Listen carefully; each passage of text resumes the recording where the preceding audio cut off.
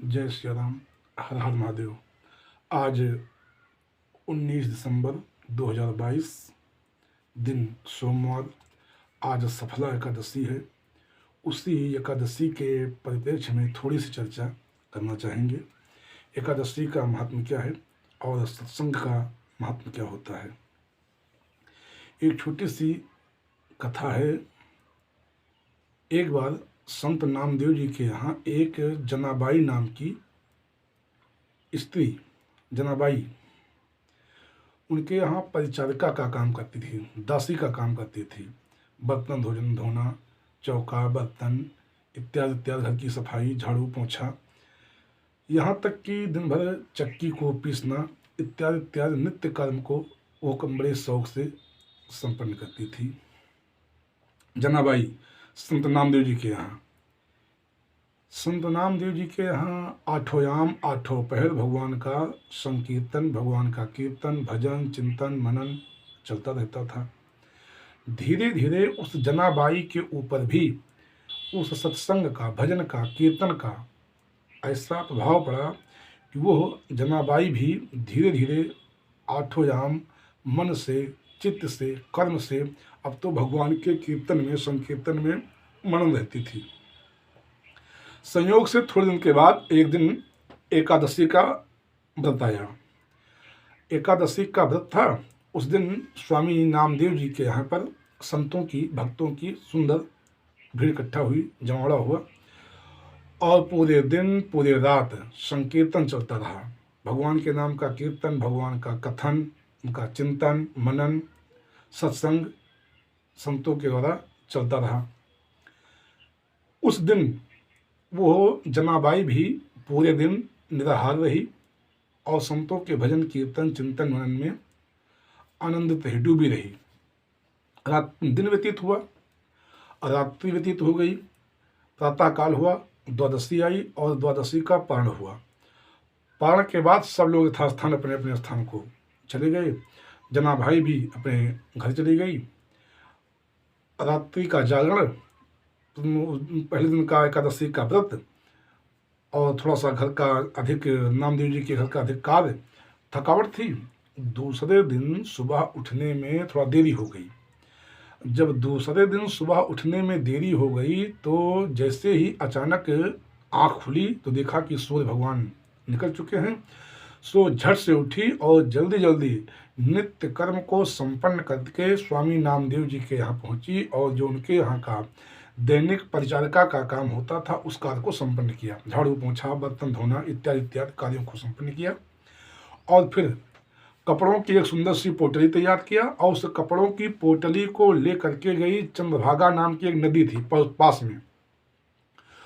उस चंद्रभागा नाम की नदी के तट पर बैठ करके वो कपड़े को धोने की तैयारी में थी। कपड़े को भिगो दिया। जब कपड़े को भिगो दिया तब अचानक याद आया कि जिस कक्ष में, जिस कमरे में रात्रि जागरण हुआ था, संकीर्तन हुआ था, उस कमरे की व्यवस्था तो हम संपन्न नहीं कर पाई। सब अस्त व्यस्त पड़ा होगा और वहीं पर भी स्वामी नामदेव जी का पूजन, भजन, कीर्तन होना है। अब क्या करूं?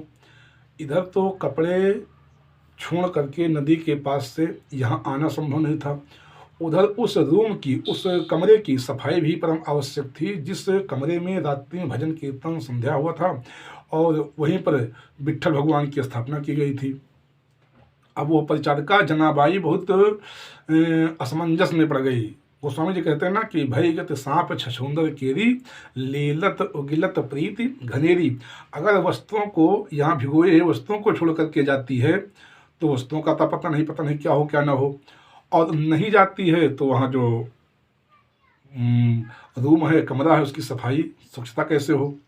सो जनाबाई बहुत असमंजस में पड़ गई। इसी बीच में जैसे ही जनाबाई असमंजस में पड़ी थी, ऐसी भगवान की कृपा हुई कि एक वृद्ध माता, बूढ़ी माँ वहाँ पर आई और जनाबाई से पूछा। जनाबाई ने सारी घटना को बता दिया। बूढ़ी माता ने कहा कि जनाबाई, तुम प्रेम से जाओ और अपने महाराज स्वामी नामदेव जी की कुटिया जो है, कमरा जो है जिसमें विट्ठल भगवान की स्थापना हुई, उसको स्वच्छ करके व्यवस्थित करके आओ, तब तक हम तुम्हारी वस्तुओं को धो रही हैं। जबकि जनाबाई ने कहा, नहीं माँ, तुम वस्तुओं को धोना नहीं, केवल मेरे वस्तुओं की रखवाली मात्र भर करते रहो। बस हम जल्दी जाती हैं, वस्तुओं को, कमरे को, रूम को साफ करके लौट करके आती हूँ, तब वस्तुओं को धोऊंगी। इधर जनाबाई उस बूढ़ी माँ को ये भी नहीं पूछी कि कौन है, कहाँ की हैं, कैसे हैं। वस्तुओं को वहीं पर छोड़ करके और सीधे चल पड़ी कमरे की सफाई करने के लिए। भागती भागती आई, स्वामी नामदेव जी के उस कक्ष को स्वच्छ किया, साफ किया, जिसमें विट्ठल भगवान की स्थापना हुई थी, जिसमें एकादशी के दिन रात्रि को भजन कीर्तन संध्या पूजन मनन हुआ था। ठीक। अच्छा, इधर जब जल्दी जल्दी उस कमरे की व्यवस्था को सुदृढ़ किया, मजबूत किया, सुसज्जित किया, स्वच्छ किया, और फिर स्वच्छ करके जब जनाबाई अपने उस भीगे हुए कपड़े के पास चंद्रभागा नाम की नदी के किनारे पहुंचती है, तो वहां क्या देखती है कि सुंदर सारे कपड़े धुले हुए हैं और सुंदर सी डोरी पर सारे कपड़े फैले हुए हैं, कपड़े सूख रहे हैं, यहाँ तक कि बहुत सारे कपड़े सूख भी गए हैं। तब जनाबाई को लगा ये कौन है, और वृद्ध माता इन कपड़ों को धुल करके डोरी पर टांग करके फैला करके सूखने के लिए और चल पड़ी। अब चंद्रभागा दौड़ी दौड़ी उसका पीछा किया। जनाबाई ने चंद्रभागा नदी के किनारे किनारे उस बूढ़ी माँ का पीछा किया कि देखो ये बूढ़ी माँ कौन है, कहाँ जा रहे हैं, बूढ़ी माँ पुकारा, लेकिन भगवान की ऐसी लीला कि उसको ठोकर लगी और जनाबाई वहीं पर गिर पड़ी। जनाबाई तो वहाँ पर गिर पड़ी, लेकिन उसको चोट लग गई, और जैसे ही चोट गिरी, चोट लगी, एक क्षण के लिए जनाबाई का ध्यान जो था इधर उधर भ्रमित हुआ। उसी क्षण में वृद्ध माता वहां से गायब हो गई, अंतर्ध्यान हो गई। अब जनाबाई को जब थोड़ा सा चैतन्य अवस्था आई, उठ करके देखा तो ना कहीं बूढ़ी माँ, ना तो कहीं पर कोई व्यवस्था, कहीं कोई कुछ नहीं। थोड़ा सा आगे बढ़ी तो क्या देखा, जो गीली मिट्टी जिस पर बूढ़ी माँ चल करके जा रही थी, उस गीली मिट्टी पर बूढ़ी माँ के पैरों के निशान बने हुए थे। उन पैरों के निशान को देख करके चंद्रभागा वो जनाबाई दौड़ी दौड़ी आई और स्वामी नामदेव जी से, संतों से, वहाँ के महापुरुषों से बताया कि मेरे साथ में ऐसी ऐसी घटना हुई। स्वामी नामदेव जी और कुछ संत वहाँ से उठ करके गए जहाँ पर उस वृद्ध माता के पैरों के निशान थे।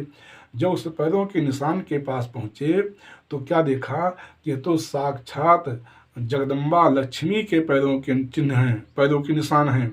नामदेव जी ने कहा कि जनाबाई तुम धन्य हो गई, तुम धन्य हो गई, जिसकी रखवाली में, जिसके व्रत को पूर्ण करवाने के लिए, जिसके नियम को पूर्ण करवाने के लिए स्वयं साक्षात जगदम्बा भगवती लक्ष्मी का प्राकट्य हो रहा है, ऐसी चंद्रमा, ऐसी जनाबाई अब साधारण जनाबाई नहीं रह गई। ये जनाबाई तो अब संतों की श्रेणी में, भक्तों की श्रेणी में, अनन्य भक्तों की श्रेणी में आ गई है। और सभी संतों ने जनाबाई को आदेश दे करके, आशीर्वाद दे करके वहाँ से विदा किया।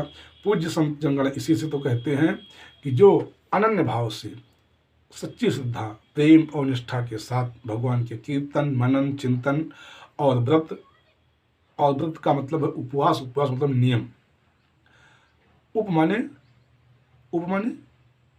बैठना, वास माने समीप में, अर्थात भगवान के पास में बैठ करके भगवान के द्वारा निर्दिष्ट नियमों का पालन करना ही उपवास कहा जाता है, उपासना कहा जाता है और व्रत कहा जाता है। व्रत का मतलब होता है नियम, भगवान के द्वारा बनाए गए कुछ नियमों का पालन किया जाए, वही है व्रत। तो आज सफला एकादशी का व्रत है और एकादशी का महात्म, सत्संग का महात्म, सत्संग और एकादशी के व्रत के महात्म से जनाबाई नहीं, एक सुंदर सच्ची दासी नहीं, आज संत की श्रेणी में हो गई। और जनाबाई का संतगण भी कीर्तन करते हैं, जनाबाई का संतगण भी कथा में गुणगान करते हैं। ये होता है सत्संग का महात्मा।